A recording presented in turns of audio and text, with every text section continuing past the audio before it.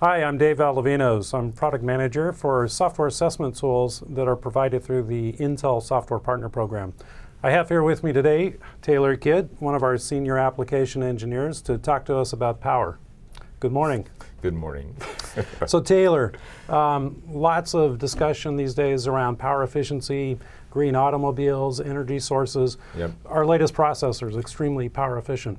Why should our developer audience care about making their applications power efficient? Why is power important? How can your application make better use of power? How can your application be written so that it doesn't defeat the power-saving features of Intel processors? Well, it turns out there are several different reasons why how applications can defeat the power features. If you really want to look at it, where would you, if you were thinking about where am I going to best be able to save power, where would it be? Well, it'd be when the application is doing nothing, i.e. when the application is in an idle state. So that's where a lot of Intel technology has been focused, the idle state. Because how do you save power?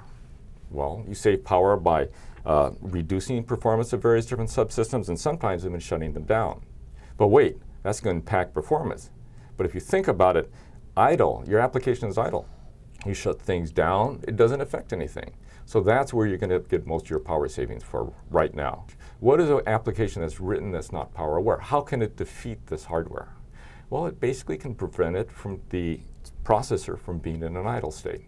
Now what that means is when I say idle state, I mean true idle. That doesn't mean that the application is not doing anything. Right. Because the application could be sitting there, let's say you're sitting there going to cross the sidewalk. Well, the fact that you're standing there, you're sort of idle. Yep. But an application doesn't have to be that type of idle. Think of yourself running around in tight little circles before the light changes. And if you think of that, you're not an idle, but you're not doing anything either. You're just running around in circles. And that's what a lot of applications are like. What happens is that they do things that are called polling. Polling is where you're waiting for some event like that signal light changing. Mm-hmm. But in polling, what you're doing is you're just running around in circles, checking every time. But Consuming energy. You are consuming energy. The processor is not idle. It is just running as fast as it can in circles. It's not doing anything. So what do you want to do? Well, get rid of that type of polling. Give yourself a chance, give the processor a chance to relax. So one thing that you might do is get rid of these polling loops and use event-driven. I mean, you sit there, you rest until the light changes. And when the light changes, you wake back up and you do something constructive. Okay? And there are various other things that can happen too. There's something called a tick rate. There's a clock. Every operating system, every computer has a clock that goes tick, tick, tick, tick. And you use this clock to try to, basically be more responsive. Because sometimes an external event's not going to come down and wake you up. You have to check periodically to see whether it's going to occur. So what happens often is that this timer tick is set at something like 15 milliseconds in terms of the Windows operating system. And that's actually a pretty good time. But what will happen is that certain applications say, hey, if I have a faster timer tick, that's great. I can respond faster, I can do all this stuff faster. But if you think about it, if it takes a second for you to do anything, the fact that you have an interrupt every millisecond is not going to get you anything, because it's going to wake up, interrupt whatever you're doing, say, hey, you can't do anything, go back to sleep because you're already doing something. So if you're going to be busy for a second, set your timer tick so that it's about the same rate of time. So that means in that interim of the second, you can go to sleep. The processor is going to sleep. The processor can begin to shut the hardware down at the lowest possible state, saves tons of energy. Now, are there some types of applications that, say, have legitimate reasons for reducing that timer tick? Yes, absolutely. Applications that need that type of fast performance. Applications that are looking at, let's say, external events or network events or anything like that, and where suddenly milliseconds become very important. Yep. But if you really think about it, applications that have to do with interactions between a machine and a person do not respond in milliseconds. Right. Well, that's pretty cool. I mean, you paint a picture of, the sort of different layers of power optimization that have to happen for that system to have maximum power efficiency, and it sounds like applications play a huge role. Well, this all sounds really good. What do you say we actually demo PowerChecker and see what that's all about? Okay. So Taylor, I've started up a sample game demo application that we use. Here you can see it's active right now, and what I'll do is turn off the screen refresh so we have an idle app. Okay. and we can fire up PowerChecker. Okay, what we first want to do is establish a baseline. What a baseline means is how is the power performance independent of your application? Nothing's going on, okay? So in this case, what we'll do is a start here. We actually have the application running in the background, but normally that would be closed. Everything else would be closed. You want to disable virus checkers, you want to close Outlook, you want to get rid of your browsers, because you want to have the simplest, basic scenario that you can in order to measure that baseline. Okay, and I need to be running on battery power, right? Yes, if you're not running on battery power, it will complain and not let you run. Okay, now this will sample for about 30 seconds to that baseline. Just have to wait. We have no choice about that. Okay. Okay, now that you finish your baseline message, we're going to go move on to the next step.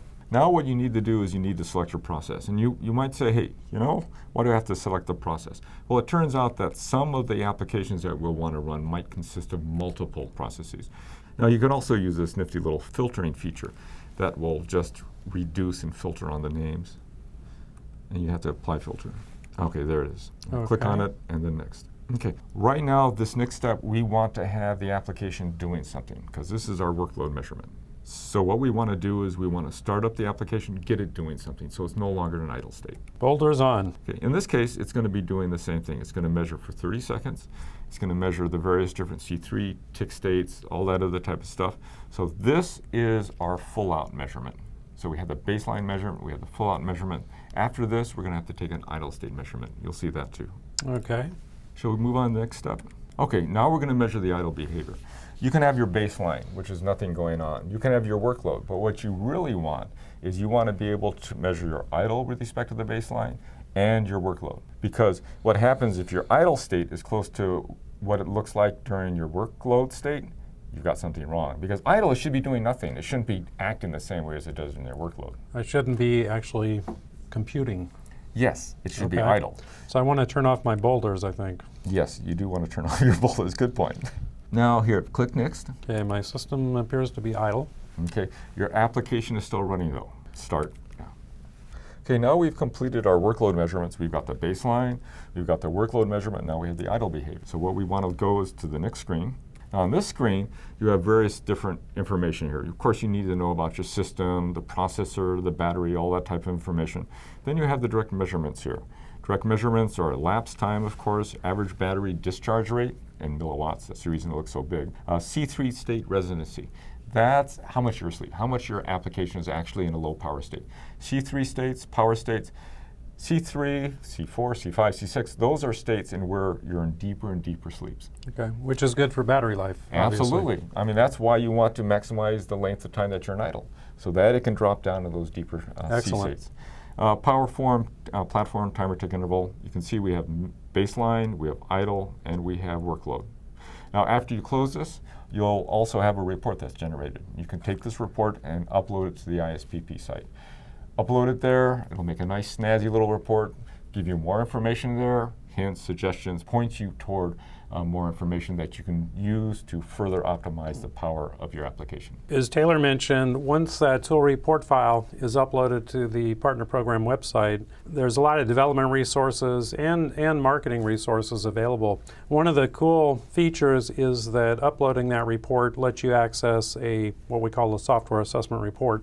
This version that I'm showing you isn't quite live yet, but it will be online shortly. It provides high-level information in terms of how your application did with respect to the idle power behavior and the platform timer tick resolution that Intel PowerChecker measured. And we give you a very clear reading on how well your results match up against Intel suggested targets. Again, for that first pass indication of how power efficient is my application, you can see in living color within a matter of minutes. Also, there's a nice visual representation of those results showing the measurements for all three of the runs, the app idle, the system idle, and the application workload measurements. And again, really pointing out in pretty clear detail how those results stack up against Intel's suggested targets. One of the items that got measured by Intel PowerChecker was the battery drain rate, and we convey that in a visual sense of percentage of battery life in application idle versus when my application is active. And of course, when my system is idle, that would represent maximum battery life. So you can contrast the behavior there. And as well as some additional measurements that are optional in terms of the application I/O awareness, which we didn't actually